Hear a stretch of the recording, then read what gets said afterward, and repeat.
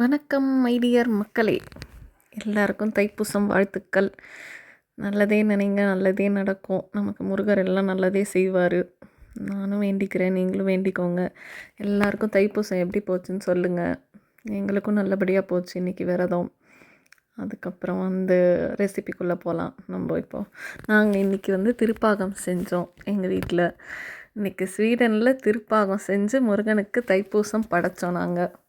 So recipe என்னென்னா, 1 cup கடலை மாவு எடுத்து கொஞ்சம் அப்படியே வறுத்துக்கிட்டு, அதுக்கு கொஞ்சம் கொஞ்சமாக பால் சேர்த்து ஒரு 2 கப்பு நல்லா கட்டிப்படாமல் பால் சேர்த்து கிளறி விட்டுட்டே எந்த கப்பில் நம்ம கடலை மாவு எடுத்தோமோ அதுலேயே 1 கப்பு நல்லா முந்திரி பருப்பை எடுத்து அதை தூள் பண்ணிக்கிட்டு, இது கட்டிப்படாமல் கலந்து விட்டுட்டு அந்த முந்திரி பருப்பையும் நம்ம ஆட் பண்ணி கிண்டினோடனே கொஞ்சம் அதை கிண்டி விட்டுட்டு 1 கப்பு அதே அளவு சர்க்கரையும் எடுத்து போட்டுட்டு நல்லா இலக்கி வரும்.